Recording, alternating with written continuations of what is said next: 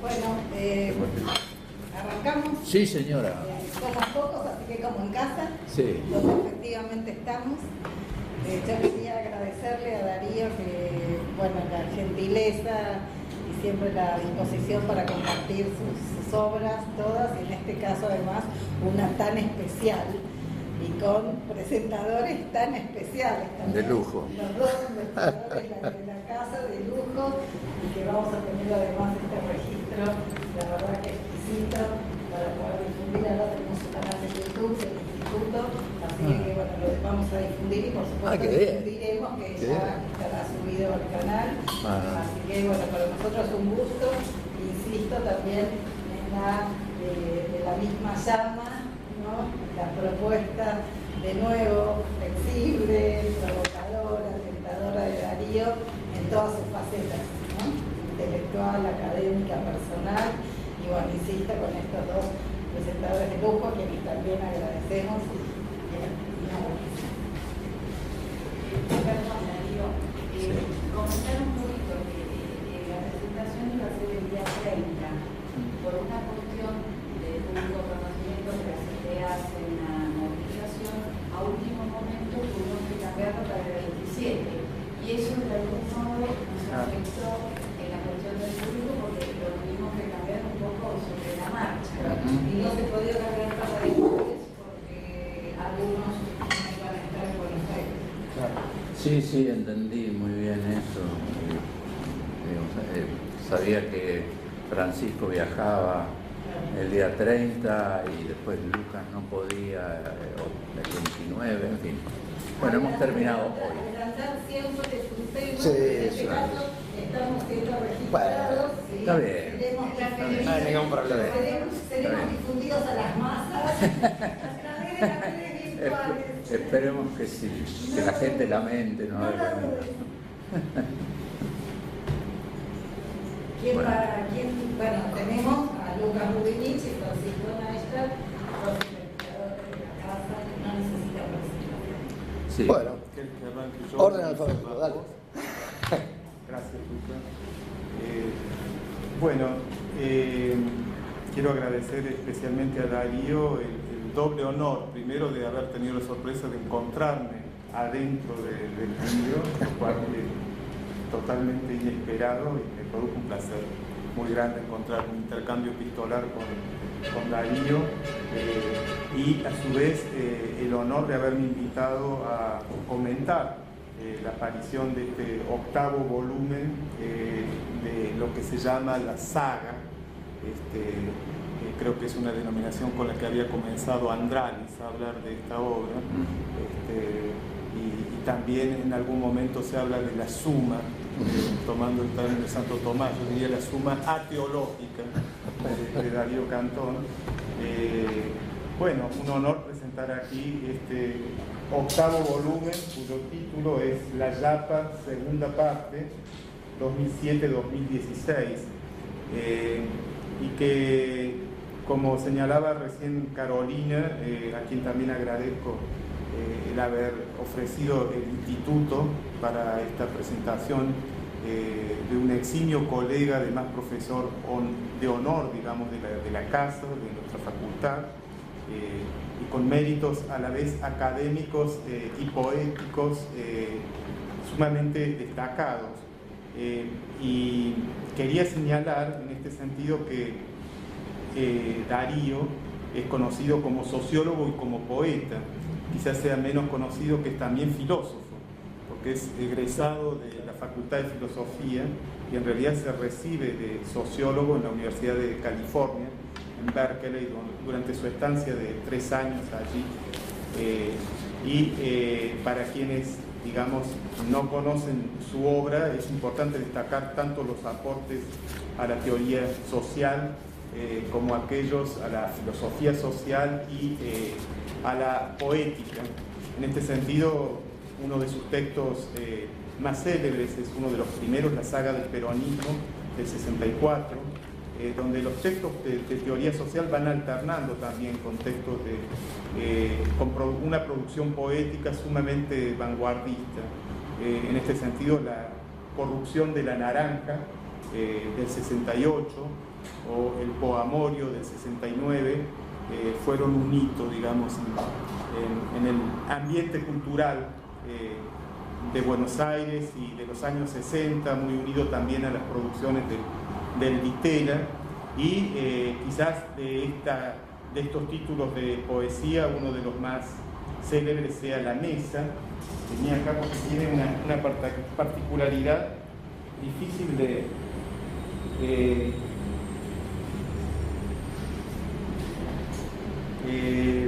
que es aún hoy, digamos, sumamente sorprendente, ¿no? La Mesa, tratado poetilógico, donde curiosamente este texto no tiene nombre, el nombre de Darío Cantón no figura en ningún lado, digamos, ¿no? Nada menos publicado por Siglo XXI, digamos, sus poemas, y donde hay, digamos, allí todo un texto que se inscribe, porque creo que en Darío la disposición formal del producto tiene tanto que ver como el contenido, el lenguaje que utiliza y las formas expresivas. Y hay como un análisis micrológico de la mesa en sus múltiples facetas, y claro, uno dice, bueno, es un tratado de poesía, un poema o un poemario, pero es también en realidad algo que se inscribe en la ontología y también en la ontología social. El epígrafe con el que arranca la mesa es de Carlos Marx, justamente, el famoso epígrafe del fetichismo, el capítulo 1 del Capital, del fetichismo de la mercancía, precisamente referido a la mesa, donde Marx dice lo siguiente, lo voy a citar porque es curioso cómo empalma. A primera vista, una mercancía parece una cosa trivial y que se comprende por sí misma. De su análisis resulta que es una cosa muy abstracta, llena de sutilezas metafísicas y de resalios teológicos. Como valor de uso no hay nada de misterioso en ella, sea que se la considere desde el punto de vista de que sus propiedades satisfacen necesidades humanas o de que posee esas propiedades solo como producto del trabajo humano. Es evidente que el hombre, por medio de su actividad, modifica las formas de las materias naturales para hacer que le sean útiles. Se modifica, por ejemplo, la forma de la madera cuando de ella se hace una mesa. Sin embargo, la mesa no deja de ser madera, cosa sensible sin más, pero desde que se presenta como mercancía, se transforma en algo que, en cuanto cosa sensible, es a la vez suprasensible. La mesa ya no se limita a estar parada en el suelo sobre sus patas, sino que se pone frente a todas las otras mercancías, cabeza abajo, y de su cabeza de madera brotan fantasías mucho más asombrosas que si se comenzara espontáneamente a bailar. O sea, ahí está todo el encanto de Marx sobre la mesa y el fetichismo de la mercancía, la magia que hay en el fenómeno capitalista, no como desencantamiento en Sauber, como decía Weber, sino por el contrario como una suerte de reencantamiento fetichista del mundo que Darío coloca aquí en epígrafe para partir de múltiples análisis micrológicos de la mesa en todas sus facetas, sociológica, metafísica, filológica, y llevado, digamos, por un hilo poético que sorprende por su vanguardismo. Entonces, quería decir que estas facetas, donde casi se va pasando sin solución de continuidad del nivel poético de escritura al nivel teórico, al nivel filosófico, y también al registro simplemente de vida, al registro vital, hacen de esta obra de Darío y de la obra en general una obra inclasificable. Sería difícil clasificar porque no ha dividido, sobre todo en esto que llamamos la saga o la suma, de la que hoy presentamos el último volumen, no divide, no hay capítulos, no hay subtítulos, no hay una división temática donde él diga, bueno, ahora voy a hablar de poesía, ahora voy a hablar de los registros electorales en la época de Irigoyen o en la época del fraude electoral para demostrar la teoría de Germani de los flujos internos de población en la Argentina y su influjo en los resultados electorales, y de ahí pasamos a problemas que pueden tener que ver con su propio dolor, con el suicidio del hijo Ezequiel, y de pronto un poema o algún comentario de un amigo en torno a su obra poética, y el único hilo conductor es el tiempo en toda su materialidad. Entonces, desde este punto de vista, es una obra rara, digamos, es un ovni. La obra de Darío Cantor, nunca he visto algo así, podría decir. Porque uno está acostumbrado, digamos, a tratar en filosofía y en teoría social con autores raros. Total. Yo he trabajado mucho con un autor raro, Walter Benjamin, digamos, pero creo que Darío le gana a Benjamin en materia de rareza. Porque tiene este aspecto, digamos, sobre todo en estos volúmenes de la saga, diría que el objeto de la mesa ahora es el mismo yo, digamos, es el mismo yo de Darío, es decir, en ese tiempo, detrás de ese tiempo está el yo. Entonces uno podría decir, o podría inclinarse a decir, bueno, en el fondo se trata a lo largo de estos 8 volúmenes de lo que comúnmente se llama en el género literario las confesiones o la autobiografía. Uno diría, bueno, se trata de una autobiografía. Y autobiografías en la teoría conocemos desde la época de Agustín, que escribe sus confesiones, digamos, en varios volúmenes, o de la época de Rousseau, que también escribe sus confesiones, y luego Pascal, y luego hasta Ricoeur en la época contemporánea tiene un texto autobiográfico, Convicción Faite, donde habla de sus distintos aspectos, dramas vitales. También a él se le suicida un hijo, Olivier, pero sin embargo lo de Darío es distinto. Yo me preguntaba, no estoy frente a un libro de confesiones, ¿qué es lo que lo hace distinto, sin embargo, de un libro de confesiones, a pesar de que esté el yo detrás de esto todo el tiempo? Creo que Darío no se presta al juego de la introspección, no hay un intimismo donde él se confiese y confiese los conflictos interiores, digamos, esto que llamamos el movimiento interior del alma, y en sus diferentes luchas, presiones, digamos. No he encontrado eso en los textos de la saga, y sobre todo en este último texto, a pesar de atravesar por fracturas múltiples y por múltiples traumas, en torno de los cuales creo que el tema, esto agrega la inclasificabilidad de la obra. Hay que salir con linterna ahora de la casa. Te escuchamos, igual. Lo que pasa es que no voy a poder la linterna. Un segundo. Tengo un modo de resolver. Porque si bien estoy... ¿Suele pasar esto de la No corte? tenía... No. Un segundo. La red Es raro porque no se afuera. cortó la luz de allá. No. No, eso es acá, se nos cortó, pero no se dio acá. Con esto ya estoy. Bueno, Hasta donde dure la pila del teléfono. viste lo que son las... Y si no, iremos.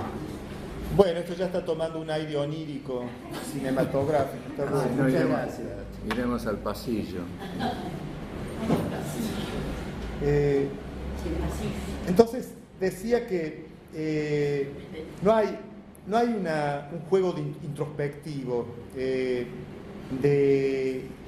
de confesión, de intimismo, sino que pareciera que ese yo que da unidad al conjunto es un él disfrazado en algún punto, como se dice en algún momento del Meursault de Albert Camus, en este efecto que produce su literatura, donde en la segunda parte el yo se desplaza una especie de él, casi como hablara de sí mismo, como si hablara de sí mismo en tercera persona.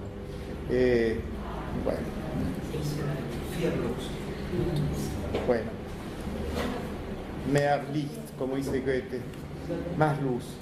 Y entonces me pregunté qué significa esto, ¿no? Que el yo no es aquí un sustrato en sentido psicológico, que no hay huella de una introspección interior en el sentido de Rousseau o de Agustín, que no se trata en ese sentido, digamos, del autorretrato del alma o de una autobiografía, y que en cambio, sin embargo, es un libro de testimonio, como dice en algún momento Florencia Castellano, este libro es un documento histórico sobre el mundo, digamos, que atraviesa Darío y sobre él mismo. Entonces, ¿Cómo puede ser, digamos, cómo se pueden mantener estas dos puntas, digamos, un testimonio de sí, pero sin la introspección? Creo que eso tiene que ver en parte con el hecho de que la intensidad de lo traumático y de las fracturas en la literatura de Darío alcanza un punto en que eso compromete a la forma misma, y que es un texto que no puede arrancar desde la perspectiva narrativa de una confesión señalando, bueno, me pasó esto, hubo estos acontecimientos. Darío en realidad muestra, es decir, muestra los hechos en su crudeza, y el yo aparece precisamente mostrado mucho más que dicho.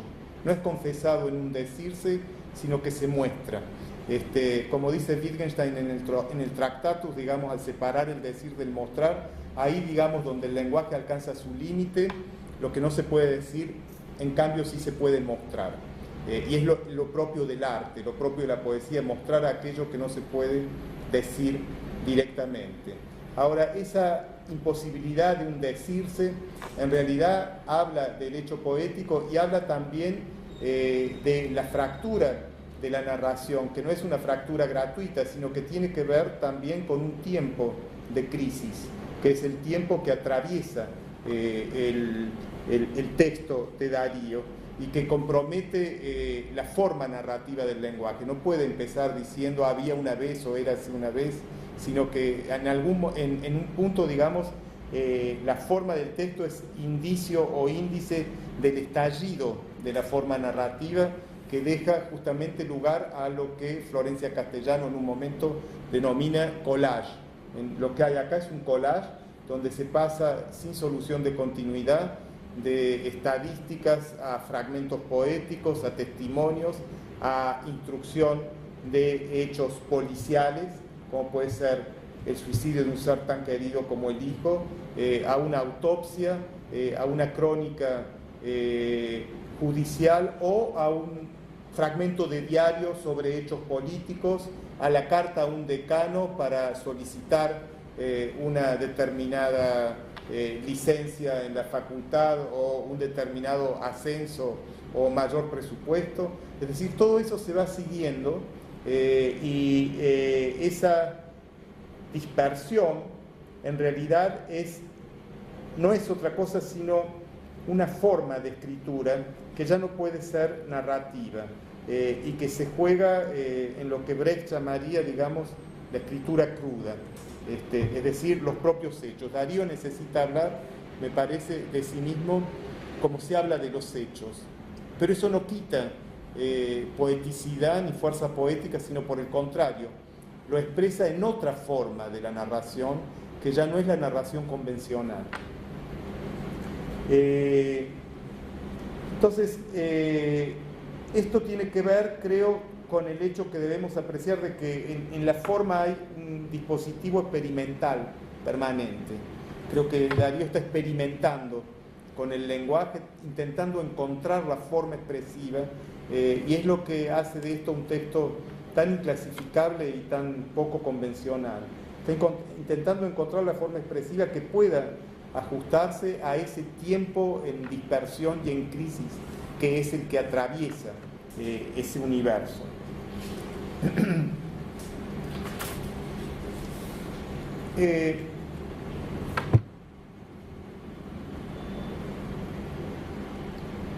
Y bueno, creo que los grandes poetas no solo varían en el contenido, sino que encuentran formas nuevas y son revolucionarios en ese punto. Y me atrevería a decir que esta forma, el collage o el montaje, es una forma revolucionaria de escribir acerca de sí mismo.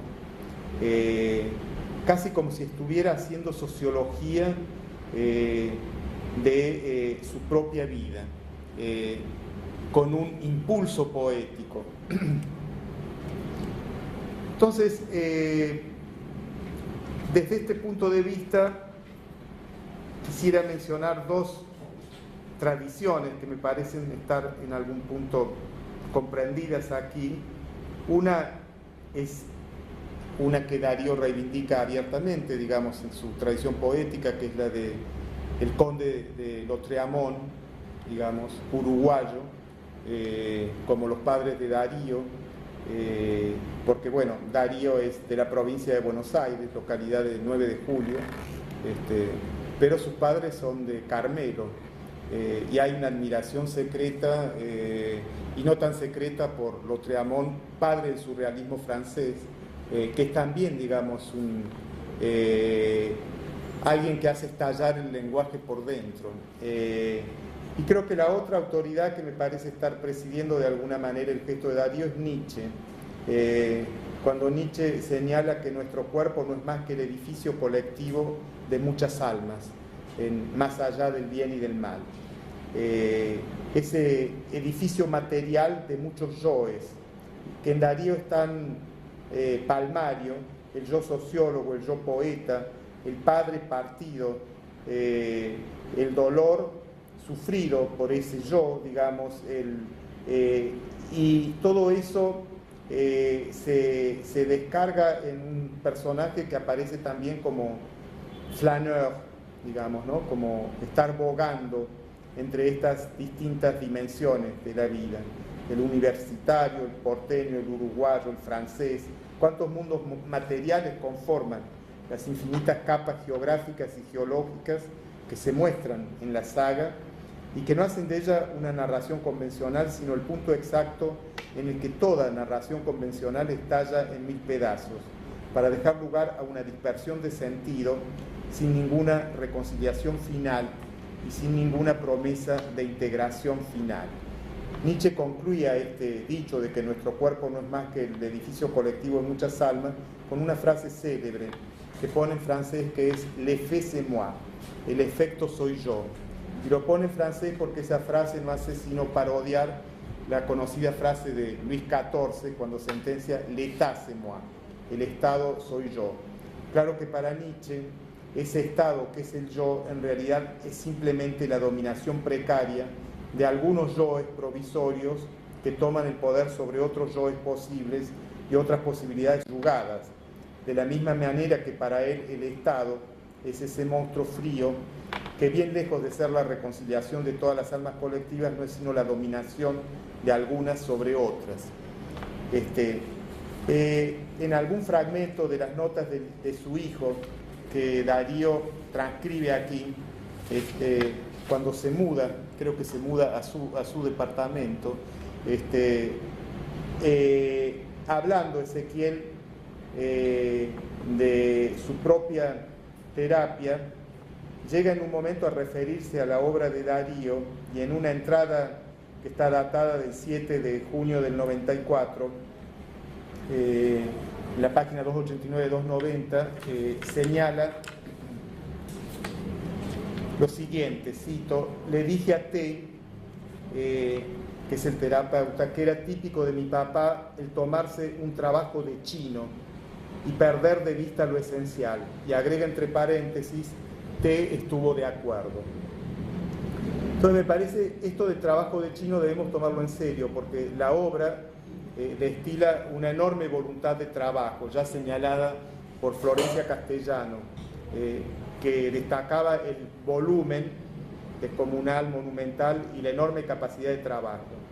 Y lo que quizás podría parecer a primera vista como un reproche, esto de perder de vista lo esencial, me parece que en Darío es una actitud deliberada de no discriminar entre lo pequeño y lo grande, sino de ser cronista de sí mismo, donde a veces un boleto de colectivo puede convivir con la descripción de otro evento, digamos, una cátedra universitaria o un hecho político importante sin solución de continuidad.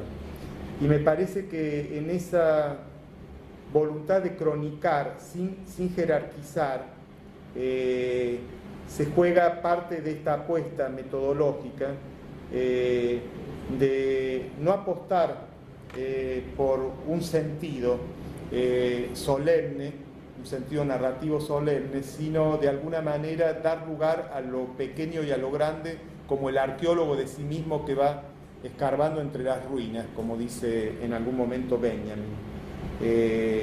Entonces, desde este punto de vista, quizás la pérdida de vista de lo esencial es la imposibilidad ya de encontrar lo esencial. Y entonces, frente a esta imposibilidad en el duelo de lo esencial, tratar de salvar todos los detalles desenfrenadamente que puedan salvarse a través de la poesía. Un gesto que podríamos llamar el de la supervivencia.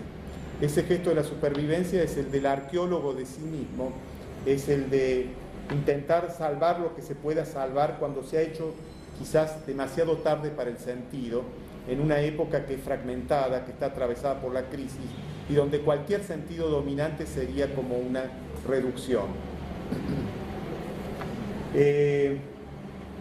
Bueno, creo que con eso, digamos, he marcado los principales puntos. No sé cuánto tiempo, quería agregar una pequeña cosita más ya al último, sí, sería que es lo siguiente.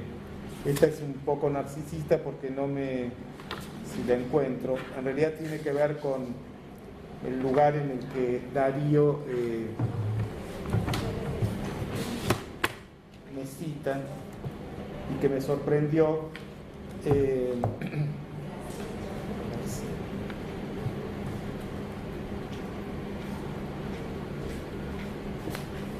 En realidad ocurrió lo siguiente. Darío había publicado un poema sobre el Mar Rojo. Yo creía que lo había puesto, pero me olvidé de una carpeta al salir de casa. Son todos tiempos medios. Bueno. Ah, qué suerte, Muy bien. acá lo encontré.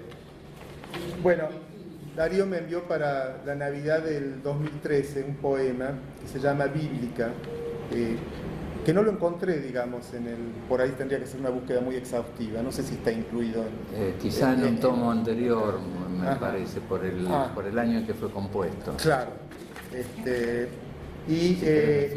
El poema, igual este es del 2013, y dice pero por ahí era anterior, Sí.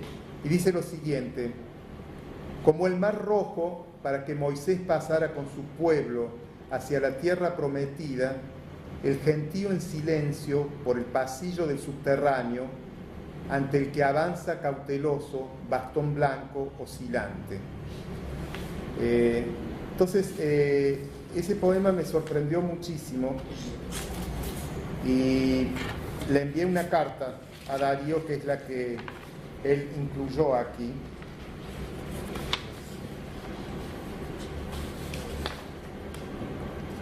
Donde le señalo lo siguiente. Qué bello texto, muchas gracias.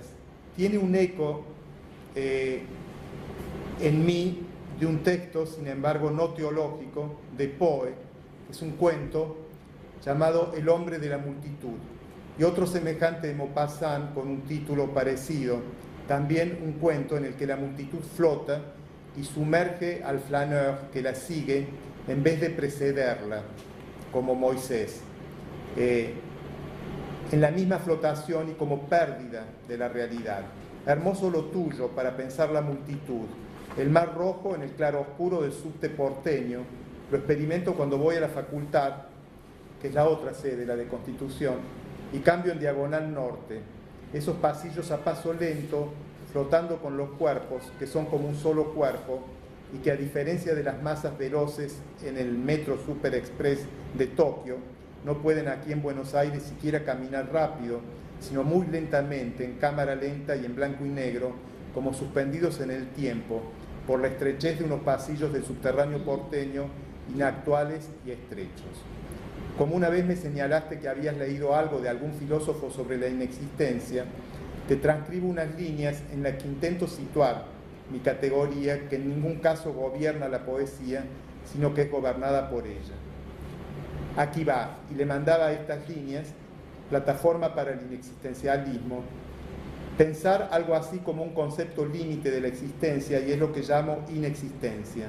No es meramente un no existir, sino un inexistir o un inexistiendo, como un modo del existir mismo. Es difícil comprenderlo así y uno se pregunta qué agregaría al tema de la existencia, y si no recae más bien en la idea de la caída y de la inautenticidad heideggeriana sin agregar nada nuevo.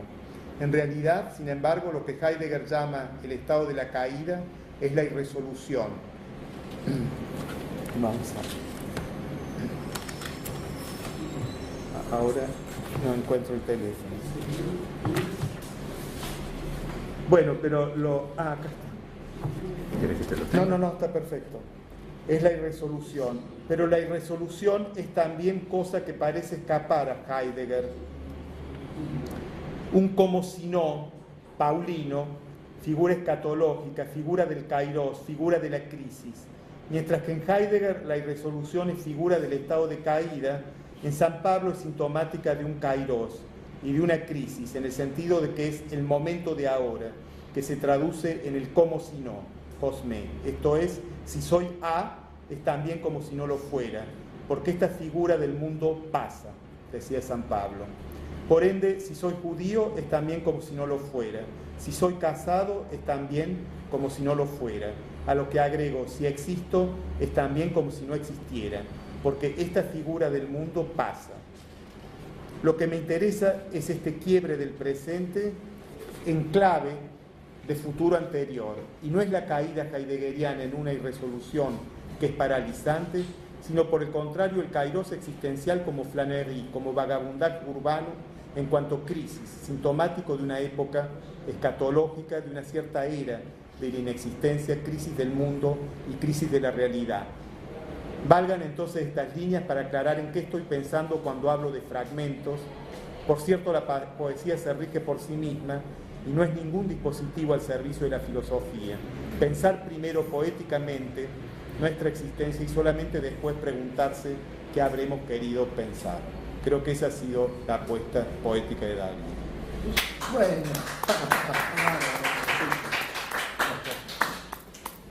Bueno,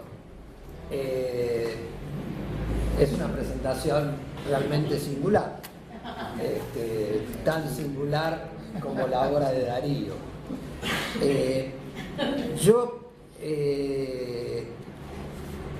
quiero, para empezar a poner, como decía en un artículo de Hispamérica en 1977, Darío, con las manos en la mesa. Esta idea de develar ciertos procesos constructivos me inspiraban a develar ciertos elementos que estaban en los momentos previos a mi relación con este tipo de obra de Darío. Yo hace mucho que estoy en la carrera de sociología y entonces por supuesto lo conozco a Darío, y por supuesto que conozco a Darío como sociólogo, y todos nos conocemos a Darío como sociólogo en la carrera de sociología. Es verdad que mi amigo Luis Acosta o Jorrat me advirtieron muy tempranamente de su identidad de poeta, y allí fui. No había leído todo, la verdad. Allí fui a leer La Mesa, allí fui a leer el Vademecum, ahí leí algo de Acemal. Y la verdad, recién ahora, hace muy poco, cuando yo me encuentro con el texto de Darío, porque estoy haciendo un trabajo sobre una trayectoria intelectual de un artista en la década del 60, y quería mirar algunas cosas de Ditela, y de pronto veo que está el tomo de Ditela, entonces me encuentro con esto, que realmente uno tiene ciertas ideas acerca de cuáles son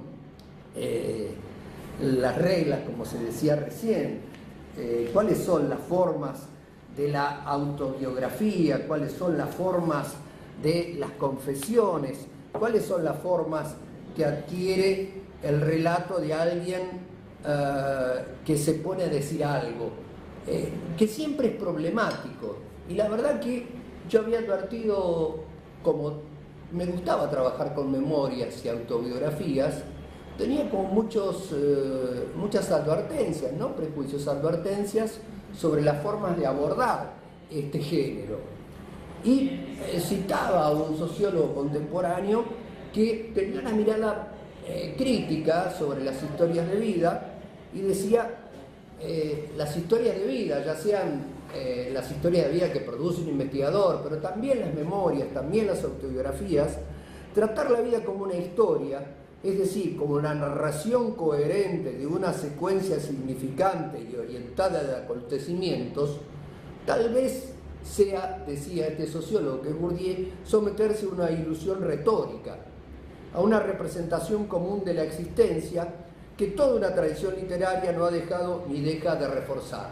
Es verdad que hay otras tradiciones que efectivamente han quebrado con esta idea más clásica.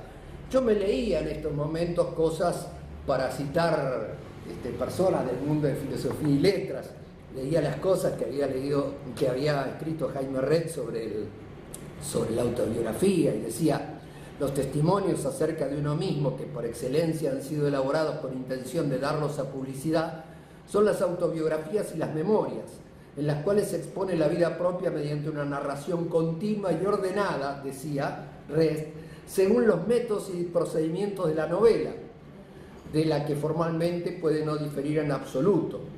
Es posible mencionar innúmeras autobiografías, poseen para el lector el mismo interés y la plena fascinación de una novela, y bueno, cita Allá lejos y hace tiempo de Guillermo Enrique Hudson.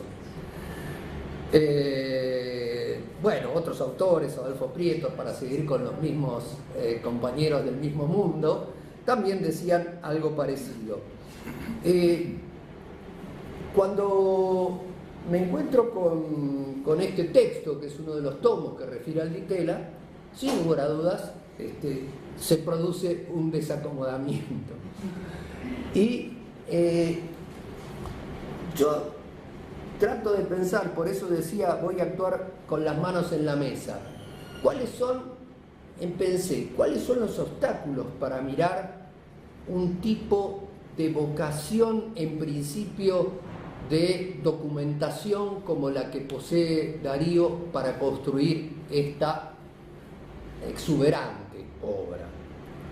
Y decía, hay dos cuestiones que sin lugar a dudas percibí como problemáticas y que aparecieron a primera vista, si se quiere para mis prejuicios, como un principio constructivo de la obra de La misma llama. Y era, el primer problema, la voluntad archivística con pretensión de objetividad, con las dificultades que tiene esa vocación archivística. Hablo de mis prejuicios, que muchas veces miro la perspectiva del coleccionista, y esa perspectiva del coleccionista, por el afán de coleccionar, tiene un sentido y muchas veces supone un apasionamiento, pero no le termino de encontrar un sentido trascendente. Pero claro, esos son como dos elementos contrarios de mi preocupación primera, que eran esa idea de la voluntad archivística confrontada, digamos, con el sentido común fuerte y bajo distintas formas sutiles, transparentes, del mundo de la cultura, que asocia la construcción artística alejado de experiencias y estilos de trabajos ajenas al orden cotidiano, peleados, por decirlo así, con las formas comunes de la vida, con la racionalidad y el cálculo. Si uno quiere, la idea que uno tiene incorporada como sentido común es muy hija de la escena de la ópera La Bohème de Puccini. Digamos, la idea de los personajes de Puccini. ¿Qué son los personajes de Puccini? Están ahí con frío en el París de mediados del siglo XIX, con tuberculosis posible, y con esos comportamientos irracionales. Uno de los personajes, Rodolfo, tiene frío y quema lo que está haciendo su obra. Esa idea bohemio, que no casualmente viene de la denominación que hacia el siglo XIX aparecía en Francia como sinónimo de gitano, los que venían de la región de Bohemia, de lo que hoy es la República Checa, los gitanos, los que viven bajo un orden no convencional, los que tienen otros valores. Ahí aparecía en la Bohème esta característica de lo que iba a ser la idea de la bohemia asociada al artista del siglo XIX, que iba a atravesar largo periodo del siglo XX, yo diría todavía funciona con una importante presencia en el presente, digamos, en nuestros días. ¿Qué diría? Macedonio Fernández, es Macedonio Fernández. Estoy tirado en una pensión del barrio del Once, escribo en papel de astraza, no me interesa publicar, vivo como un croto, camino por la estación de Morón como si fuera un linchera. En la sociología, esa confrontación aparecía bastante reeditada en los años de apertura democrática, ya bajo formas más quizás un tanto patéticas, porque tienen que ver con la reedición de estos debates que en otro momento tuvieron alguna productividad, entre algunas formas de la sociología con vocación objetivista y otras que tendrían supuestamente el poder de la imaginación. No son, digamos, debates poco significativos. Entonces aparecía esto como un elemento que yo veía como un obstáculo para pensar esta cuestión de la vocación archivística. Y el otro, que se deriva de esa vocación archivística y de objetividad, que tiene que ver con la voluntad de alcanzar la totalidad como ilusión, digamos, que muchas veces está presente en algunos de esos movimientos, que puede tener a veces una impronta romántica de voluntad hacia lo inalcanzable, pero quizás combinada con la voluntad archivística puede volverla gris, si se quiere, a veces trivial. Esa idea del mapa del mismo tamaño del territorio, pero con la impronta del coleccionista. Yo, sin embargo, obviamente, cuando empiezo a mirar estas cosas, supero estos obstáculos, que son obstáculos del mundo, de mi mundo, de nuestro mundo. Y supero estos obstáculos que no están necesariamente en la obra, pero pueden estar en algunas de las lentes que uno tiene a mano para leerla. ¿Cómo lo supero? Y yo digo, bueno, lo supero por la autoridad cultural, y no estaría bien que yo hable de mí por eso. Lo supero porque el polaco Czechfeld dijo que le gustó, lo supero porque Ezequiel Alemián habló con tanta ternura de esto que me conmovió, o por Rúa, o por toda la gente que dijo cosas extraordinarias. Bueno, yo creo que no, digamos, lo supero por otro lado, digamos, independientemente de que me haya parecido las críticas de Ezequiel, me hayan parecido una ternura extraordinaria. La verdad es que lo trato de superar porque me pregunto, y la verdad que es un problema que me plantea porque me sorprende el texto, ¿no? ¿Qué hago con este texto? Entonces, digo, y me pregunto, en base a mi capital de prejuicios sobre los archivos, ¿qué se archiva? ¿Qué se recopila? Y la verdad que lo interesante de esto es que yo estoy viendo que estos se construyen, estos objetos que no son fetiches, se arman como indicadores de la experiencia de vida, son indicadores de situaciones vitales, son objetos, pero son indicadores que refieren a situaciones vitales y además se intervienen, se modifican, se releen desde el presente, y esos indicadores de experiencias vitales son, como dije, el polaco Czechfeld dice, hay mayúsculas y minúsculas. Bueno, hay mayúsculas y minúsculas, y están las cosas más triviales de la vida cotidiana, las cosas más dramáticas de la vida cotidiana, la producción poética de Darío, pero están intervenidas. No es la misma mesa, no es la saga del peronismo, no es otra cosa, están ahí adentro pero son otra cosa, tienen desde ya la impronta profundamente artística. Digo, esto es un objeto artístico. ¿Qué sentidos produce el objeto artístico, el objeto construido con estos elementos? Una construcción compleja que intenta mantener una mirada que reivindica la curiosidad por la heterogeneidad que se manifiesta en este caso en una trayectoria de vida. Heterogeneidad que está presente en distintos aspectos de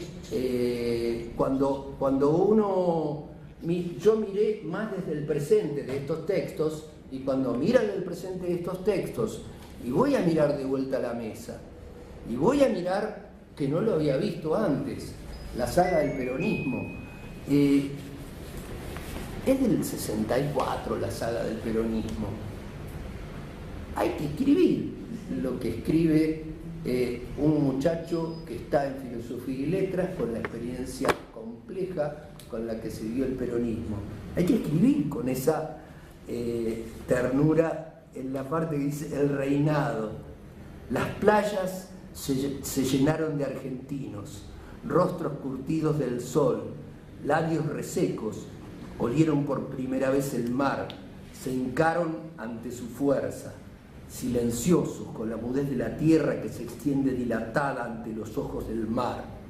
Los suyos bajan conmovidos, olas y más olas se van ocupando todo, empujan, siempre empujan, gritan, siempre gritan, miran fijamente el vientre del gordo, los lentes del viejo, las caras de todos, siempre con un gran ojo encendido. Y a la vez está el Jockey Club, y está el Jockey Club, y este interregno del Jockey Club que tiene una potencia y una agresividad que dice: la tierra en las botas se limpia al entrar, la limpian sirvientas oscuras, color de la tierra, las hijas del indio conquistado ayer, la limpian sirvientas muy claras, gallegas rebrutas, soñando con aires, airiños distantes. Afuera, en la calle, trabajan los tanos y medran oscuros los rusos de mierda. Tiene una potencia esto, y es otra cosa, y son las miradas diferentes, y esa idea de un mundo que puede ser visto de distinta manera, que puede ser registrado de distinta manera, está en la saga del peronismo, está en la mesa, está en la mesa, lo decía Francisco recién, pero si uno ve el índice de la mesa, que son poesías, dice definición, usos, tipos de mesa, estilos, artes prácticas, refranero, gobierno, anatomía, patología, geografía, etcétera, etcétera, etcétera. Digamos, y la verdad, esta idea del humor, además, porque el problema de esto es que estos indicadores de la experiencia de vida, esta vocación archivística, puede ser efectivamente una tarea gris. Uno se imagina la idea más clásica de la cosa archivista y puede ser una tarea gris. El que sin preocupación amontona las cosas donde van, las pone en la caja A, las otras en la caja B, las otras en la caja C. Sin embargo, acá hay invención de sentidos. No solo hay registro de sentidos, hay una poderosa invención de sentidos que llega hasta la exageración humorística en el Vademecum. Es la exageración humorística, el juego con el lenguaje, la capacidad productiva de la lengua de producir nuevos sentidos en base a una palabra, la invención de significados en base al significante, agotador, extensísimo, larguísimo, extraordinario. Me parece realmente la idea de la heterogeneidad, digamos, que implica dar cuenta de la multiplicidad de mundos, de puntos de vista, pero insisto, no solo la multiplicidad existente, sino la multiplicidad potencialmente existente, la multiplicidad potencialmente existente que se realiza con el poeta, que crea nuevos sentidos en el vademecum, que crea nuevos sentidos en la mesa. Y de aprehender la diversidad de situaciones posibles en un hecho natural, la corrupción de la naranja, la manera de nombrar algo en la mesa, etc. Bueno, entonces uno dice, este objeto, estos objetos, estos 8 tomos, son un objeto artístico que tiene sin lugar a dudas distintos registros, que sin lugar a dudas aparecen estas cosas, que son un documento jurídico. Conmovedoramente aparecen las imágenes dicen, no es arbitrario la incorporación de las imágenes, no es arbitrario la incorporación de imágenes de distinto estatus. Están las hermosas serigrafías de Lupe Marín, que están en la maravilla loca de las tapas que vienen en el libro, que viene en las últimas páginas troquelado para que uno corte, ponga sus tapas y tenga su libro. Está en el trabajo que nos hace hacer. Yo no recordaba la palabra intonso, no recordaba la palabra intonso, pero después me acordé que mi papá me regala un libro de los grandes inventores en el año 62, yo tenía 7 años, 8, y mi vecina, que era una irlandesa, profesora de inglés en mi pueblo, me dice, tiene las páginas intonsas. Y yo corrí, yo dije que sí, porque uno nunca tiene que decir nada, qué sé yo, así es la vida, y sobre todo cuando es chico, dije que sí, pero no sabía qué quería decir intonso, y corrí al diccionario, y tenía que abrirlas como abrí ahora las páginas del libro de Darío, que están a propósito hechas como páginas intonsas, para que el lector intervenga físicamente sobre el libro, interviene físicamente sobre el libro para rearmar el libro de poesía que está dentro de este libro. Esto es un objeto estético que es mucho más que un texto poético, es un texto visual. Si se quiere, yo le diría, a mí las fotos de lo de Ezequiel, del diario Crónica, tienen la impronta estética, tienen la sensibilidad artística. El dolor está hecho en una cosa que es esas imágenes sensacionalistas del canal más sensacionalista, están puestas acá en color. Eso tiene sentido, tiene un sentido extraordinario, tienen sentido todas las cosas que están acá. Entonces no es un libro para simplemente leer, es un libro para mirar, y como ha quedado claro, es un libro para tocar e intervenir. Es un libro que tiene, cuando se dice un lector activo, bueno, miren, sí que es un lector activo, porque no es solo un lector, es un lector y es un espectador. Y en realidad lo más maravilloso que rompe mis obstáculos del principio es que esta vocación totalizadora, esta vocación archivística, se hace presidida por un espíritu de ironía. Es la ironía. Entonces yo quería terminar con una definición de Rorty del ironista, porque yo creo que es eso, es un poeta que es ironista, no importa, es sociólogo y por supuesto que tiene la impronta del sociólogo, pero es básicamente un artista que construye objetos estéticos. Dice Rorty, llamaré ironista a la persona que reúne estas 3 condiciones: tenga dudas radicales y permanentes acerca del léxico último que utiliza habitualmente, debido a que han incidido en ella otros léxicos que consideran últimos las personas o libros que han conocido. Segundo, advierte que un argumento formulado con su léxico actual no puede consolidar ni eliminar esas dudas. Tercero, en la medida en que filosofa acerca de su situación, no piensa que su léxico se halle más cerca de la realidad que los otros, o que esté en contacto con un poder distinto de ella misma.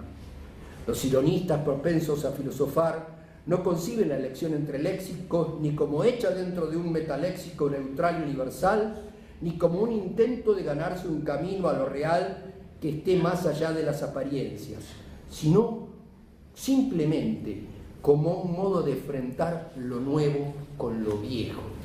Eso es la obra de Darío.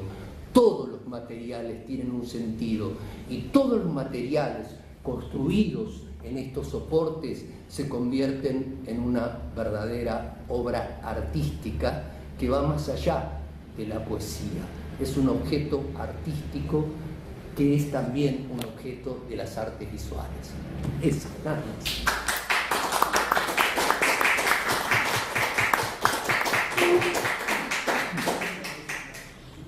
Yo quiero agradecer enormemente a estos dos comentaristas de lujo que he tenido. Debo confesar que hace unos años no hubiera imaginado que al terminar este trabajo de tantos años iba a tener a dos comentaristas acá en el Instituto Di Tella y además a dos colegas.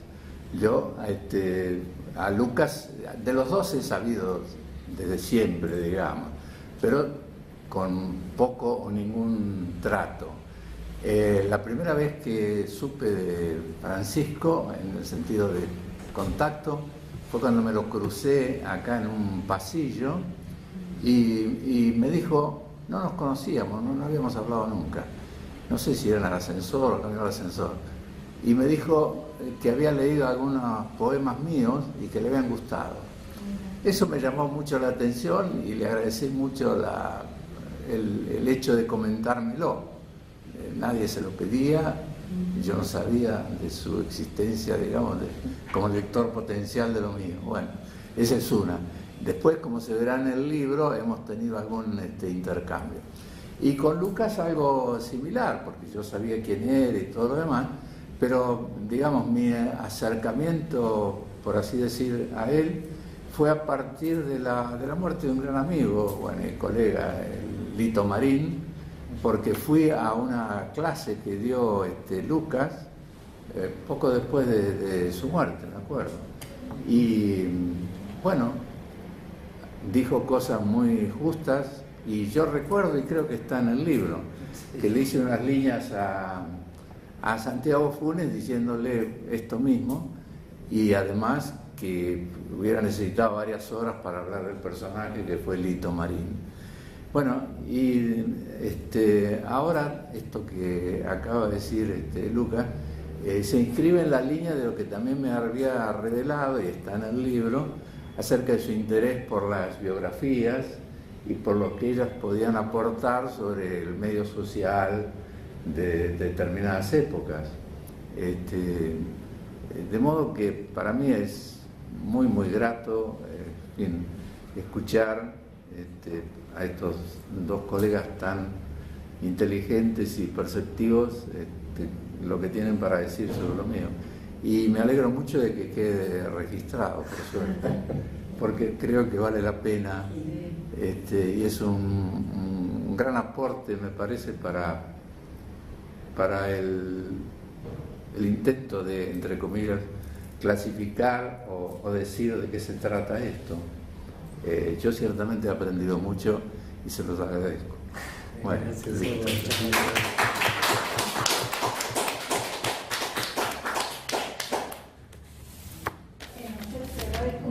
Muchas gracias, de verdad.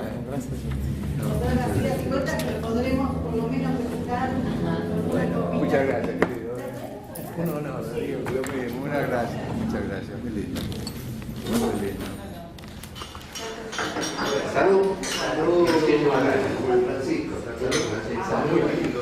Muchas gracias. Sí, muchísimas gracias. Muy lindo.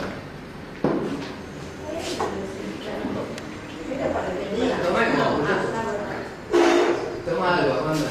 Te agradezco mucho el trabajo que tomamos. No, un placer, querido, la verdad. Te digo, hagamos un tiempo por tu chinche. Sí. Salud. Realmente esto forma parte. Lamentábamos no tener whisky. No, yo soy La próxima. la próxima, sí. Pero Darío querido. Así que vamos a ver. Buen año. Buen año. Carolina, muchísimas gracias. A todo el mundo buen año. Salud, hermosa. Buen año.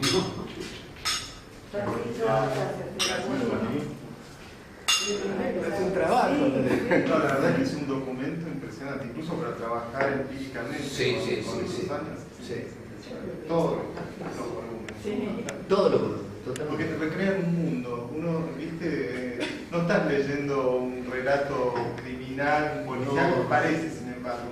Yo creo que esto se ve como si fuera un policial. A mí me atrapó. Realmente es alucinante. O sea, entras.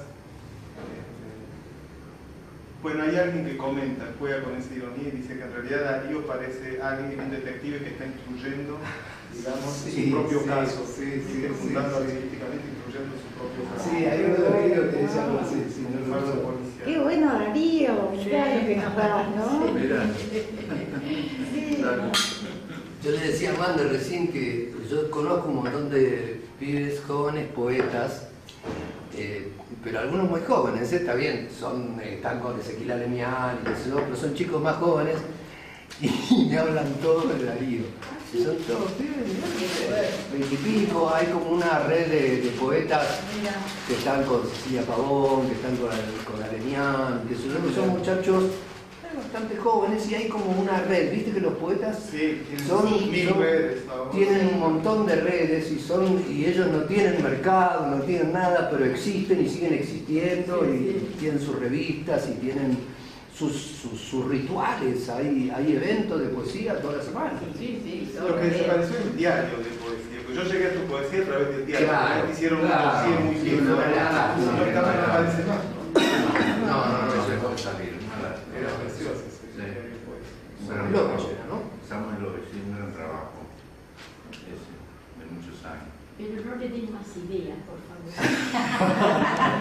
Si no, 8 volúmenes más. Ya está, que me desafiaba que no iba a terminar nunca. Ajá. Pero no es así. Bueno, pero ahora viene el Yapa 3, me imagino. Bueno, te digo que ya tiene, yo me lo olvidé, pero Ya tenía una chapa más ahí. tiene El folletito rojo. el folletito rojo. Que llegaste este año. Ah, claro. Más actualizado imposible. No, gracias a Vino vos. delicioso. La verdad, un placer.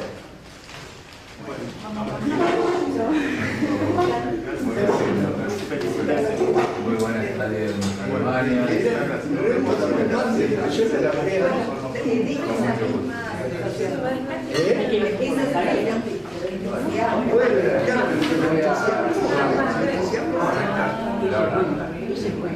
Nunca resalté tu email.